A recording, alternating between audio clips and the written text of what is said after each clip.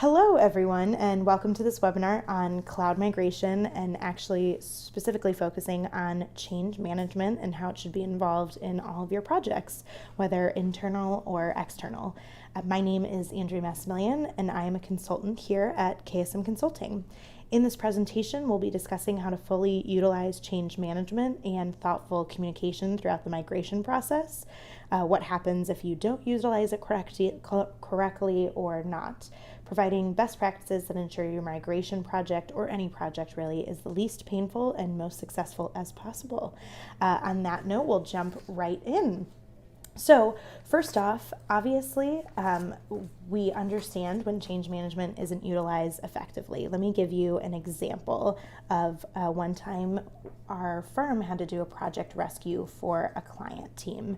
So they were 3 times over budget, 6 times past their timeline already. They wanted to implement it in 6 to 8 weeks, and it took over a year.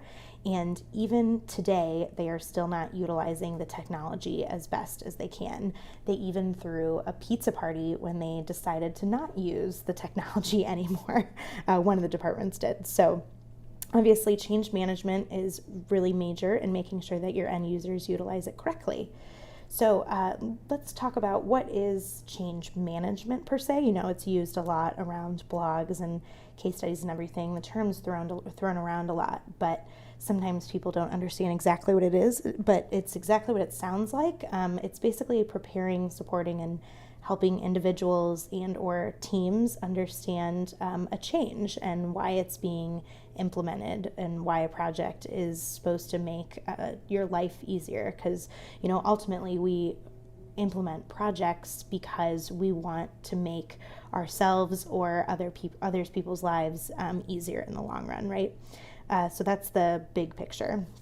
So usually when people think of technology implementation projects, they of course think of the technology that they want to utilize and how they're going to implement it and whatnot, and they think of this on a timeline. We start point A and we're going to end, and it's going to be implemented and go live, etc. at point B.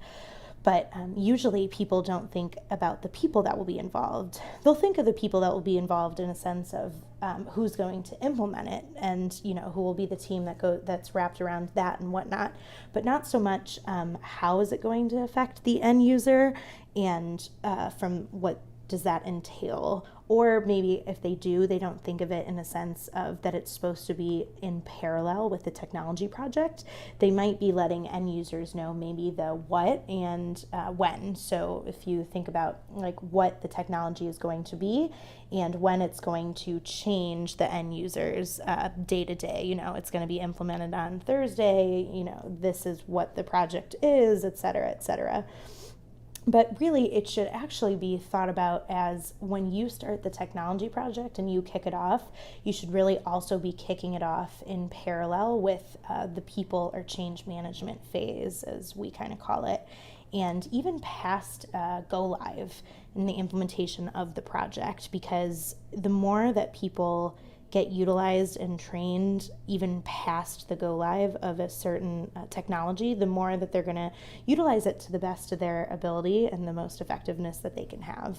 Think about even when you have new hires as well, you want to make sure that they're using the technology to the best that they can. So today's agenda will be going through, throughout the project, you want to make sure that you know 3 things: the why. So why are you implementing this technology and letting the end users know that? The who. So who needs to be involved, not only in the project, but also who is this going to affect at the end of the day? And the how. So how did you choose that solution? How are you going to communicate with the stakeholders or end users that are involved? You want to make sure that you let them know how it's going to affect them in their day-to-day. Maybe it's not going to affect them at all. You just want to make sure that they know that and how it's going to ultimately help their getting their jobs done. So let me give you a little introduction of myself. So I am a consultant and project manager here at KSM Consulting. I am not an IT person by any means, but we ultimately utilize the project managers are the ones that head up change management here at KSMC. So that's why I am talking to change management and how we utilize change management in our projects. So moving on, we're going to go through the why, the who, and the how. So first up is the why. So you want to figure out why you're moving to the cloud. So if this is an example of specifically moving to the cloud, but whatever project it is, you want to make sure you think about the why. Obviously, you don't just, 99% of the time of you implementing a project, you're not doing it just for the fun of it. Or maybe you are, and that's the why. You're doing it for the fun of it. So you want to figure out the why. You'll want to make sure that not only, you might know the why, and maybe your project team knows the why, but you want to make sure everyone involved knows the why at the end of the day. So we as humans are very against change. It's just kind of in our nature. We don't like change. We don't like changing. Things like that. It's almost 90% of the time because we don't understand the why behind it. We don't know why we're going to change and how the change is going to affect us.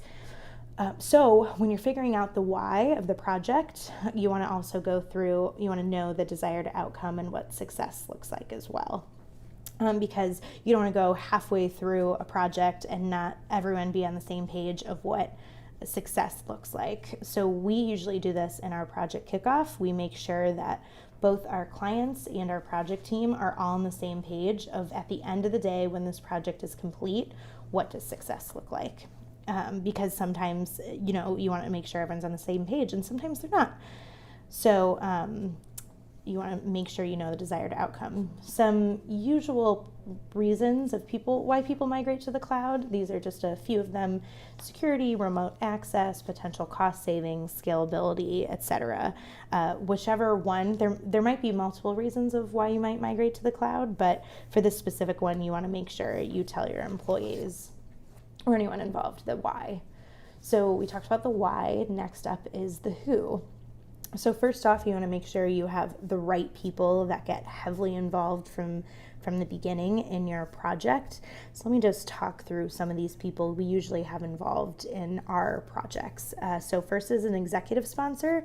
So this is someone that is on the executive or leadership team of your company and is actually the one that will be able to get things done at the top level. So this sponsor either brings project updates or can answer questions about the project, etc., if the leadership team asks about it, but also has buy-in from the leadership team of if you run into a roadblock and you've exhausted everything that you can possibly think of, and you might need help from the leadership team on specific things, then you go to, you utilize this executive sponsor in that sense. They'll be the voice to and from the leadership team, I guess you could think of them as. So next is a project lead. So the project lead is someone that is leading the project in tandem with the change management. So they are the ones that if the project manager and the subject matter experts, or SMEs as we call them, get into a rut or a roadblock and they don't fully, they've kicked it around a lot and they still don't know what to do with it, they go to the project lead, and the project lead helps them through it before they go to the executive sponsor. So that's kind of the hierarchy in that sense. Next if it's a technology specific project, it's technology subject matter experts that get involved. Obviously, these are the people that are going to know how to actually implement and do the research of what is the best solution of implementing, in this case, the cloud. Next are department champions. So these are the representatives that you have from each department that can offer feedback, not only that representing each department, but also making sure that the department, everyone feels represented.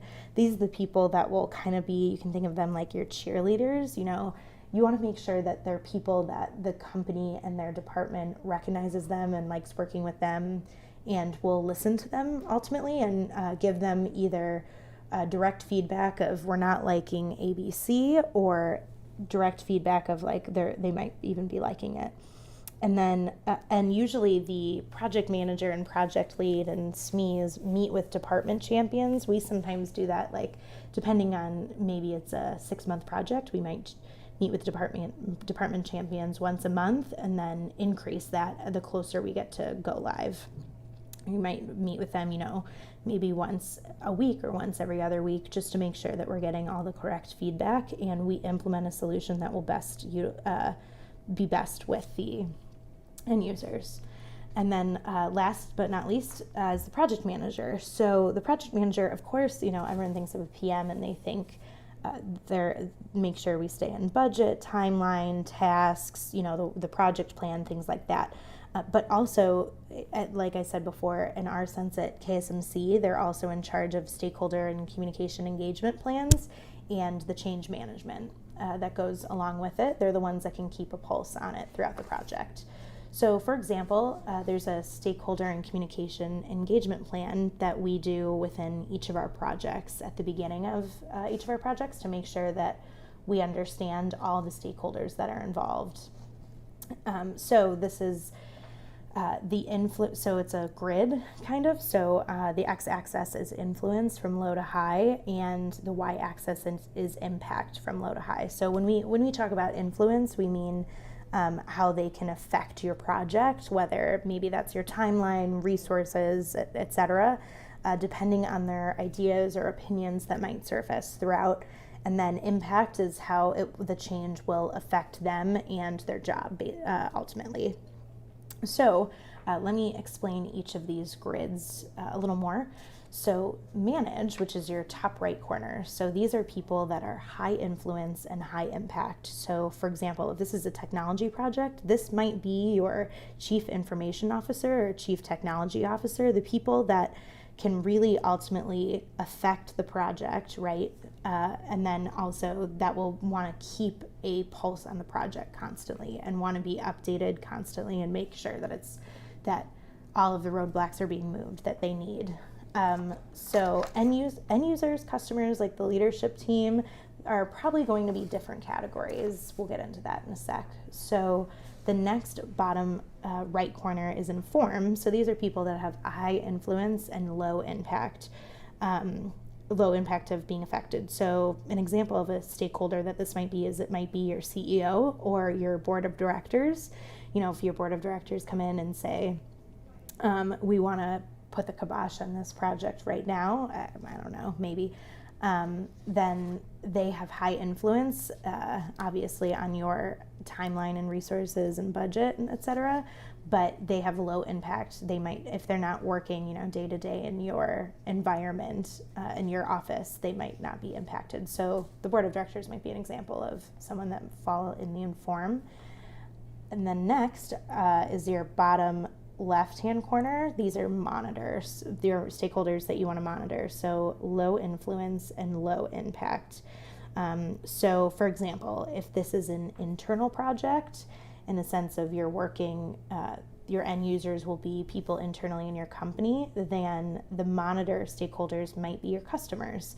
So they're people you just want to make sure that you keep an eye out throughout the project, and like it says, you want to monitor them. It's basically someone that will have a second degree in your migration and implementation. So if it affects your people, who will then be talking to your customers. So that's what I mean by second degree. The next is upper left-hand corner, which is satisfy. So these are people that have low influence and high impact. So this is pretty much your entire end user base. It might be, if it's an internal project, all of your employees. So we're not saying that the employees won't have influence on your project. Of course they will. But we're just saying that every single employee and end user will probably not have a say in whether you move to the cloud or not, right? Or whether you implement this or that and when you implement it, etc. So, but you want to make sure that you still satisfy them, because if you don't, then they will just go off and utilize some other technology that works better for them, maybe in their job. So that is an overview of the stakeholder and communication engagement plan. We go through this in our kickoff meetings with our clients, and we talk about each section or each part of the grid and who might fall into each of them, and figure out the how you are going to keep everyone informed throughout of the 4 grids, which is a transition to the how. So we talked about the why, the who, and next we're going to talk about the how. So first, there are different components to the how. So how to communicate the message. You want to make sure this is how you're going to communicate of updates to the project, how you're going to communicate, remember that why, how you're going to communicate the why you're implementing this project. You want to make sure that you use multiple mediums. Everyone's heard this, right? Email, video, social media, maybe you have an internal wiki, cascading communication up and down. Let me expand a little on cascading communication. So this is something that we talk about of what some teams can use. It's basically, as a team, you need to desire how fast you cascade information to your teams. It is how you go from the top or the project team all the way, disperse it throughout. So this is an example of how you can use your executive sponsor. Maybe there is something that the project team wants to get a take on from the rest of the users. So they can either use their executive sponsor and they bring it to the leadership team, and the leadership team disseminates it down to all of their teams, and then it cascades the feedback back up throughout.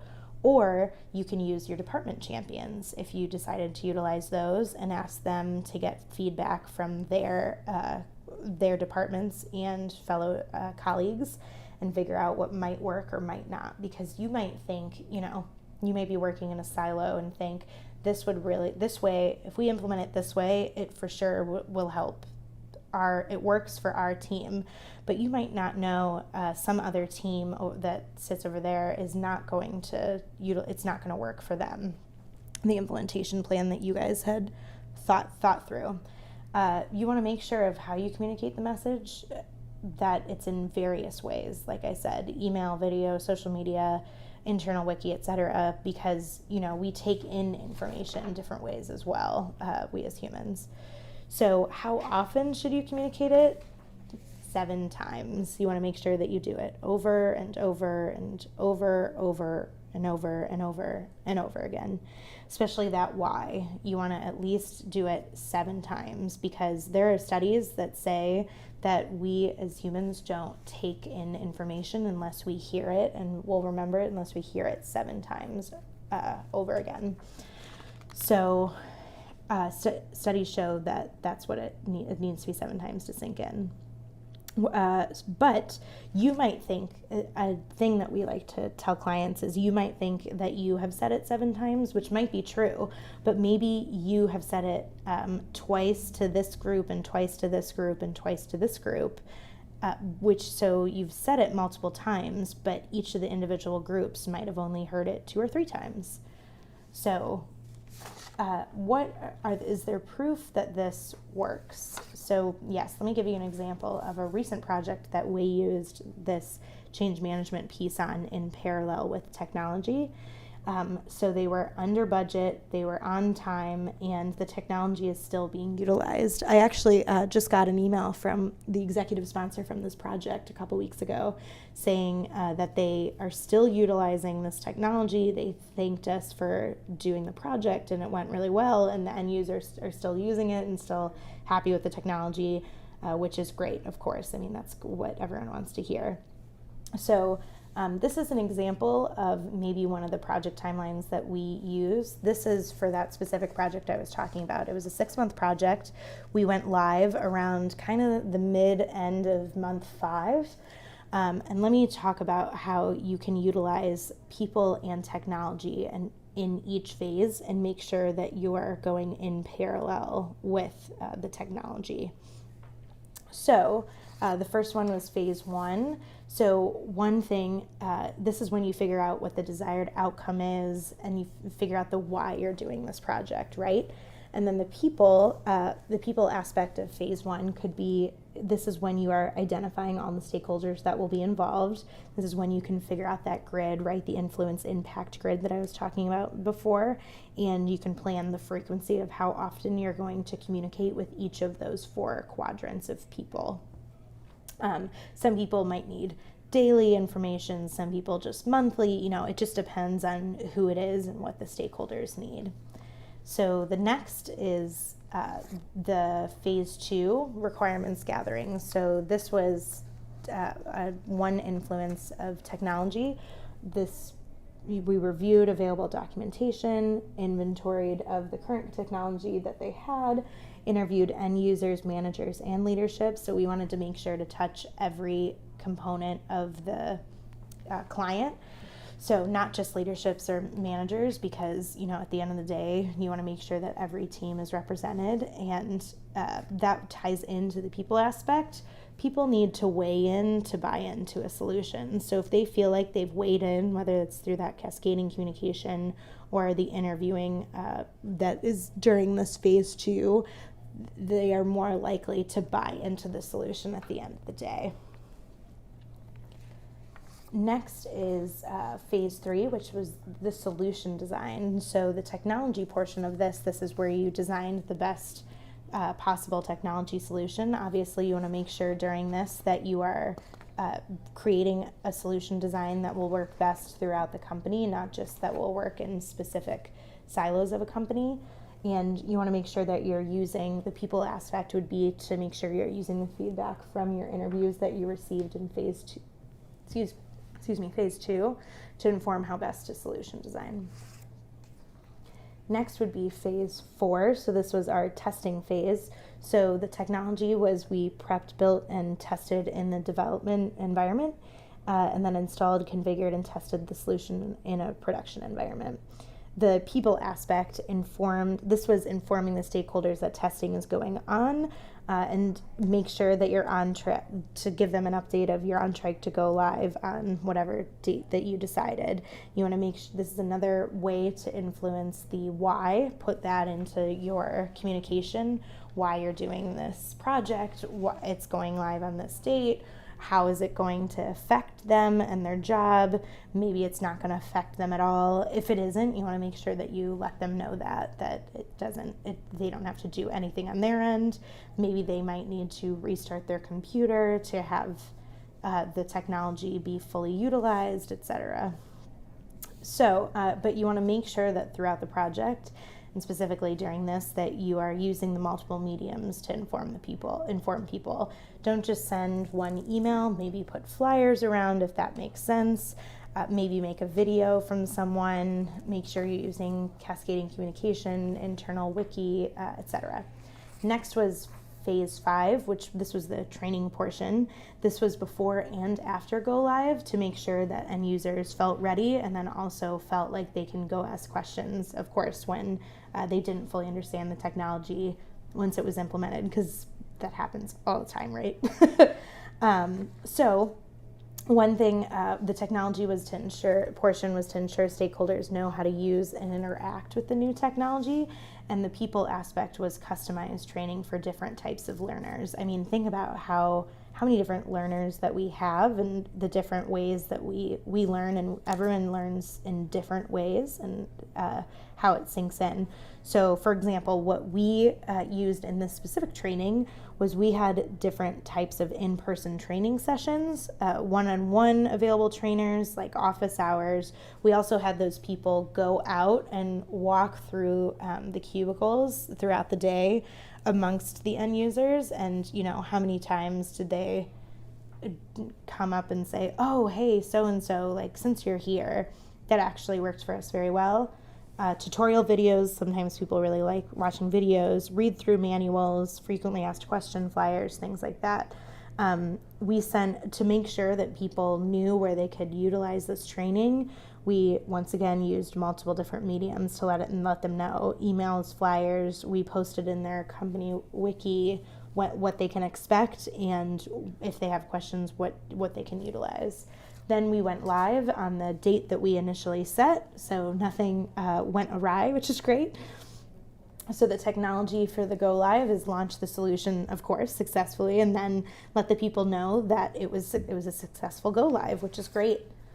One portion to point out is the support portion that is always a part of projects that usually might be forgotten about. So training goes past go live and continues on, but support even goes off the slide, right? So this is to show that everyone needs, if it is they're going to be in the solution constantly, you want to make sure that they have ongoing support and training, and they feel like they have at least one person that they know they can go to, whether it's on your technology team or whomever it might be, to go and ask the questions if they run into new problems because of new software updates or something like that. They want to make sure they feel comfortable in the tool, even weeks and months after the go live, because if they do, then that's when they'll actually utilize it, right? And also another thing is to make sure that you're doing proper training with new hires. So we did that with a client, and once again they came under budget, on time, and the technology is still being implemented today.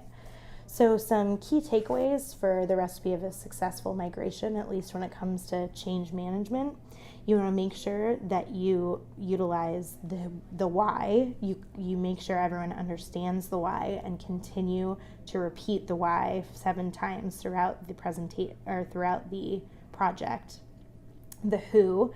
So who is going to be not only involved in your project, but who is this going to affect and how it's going to affect them, which is also the how you're going to communicate with them, how are they going to be affected, etc.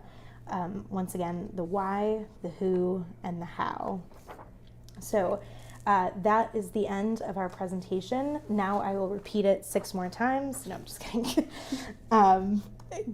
This is my contact information. If you have any questions, feel free to reach out, of course. That concludes our content for this presentation. If you have any questions or desire to discuss either a cloud migration project, change management, project management, anything along those lines, please do not hesitate to reach out to KSM Consulting or myself as well. That's my contact email. Thank you for joining us, and we hope that you found this content helpful. Thank you.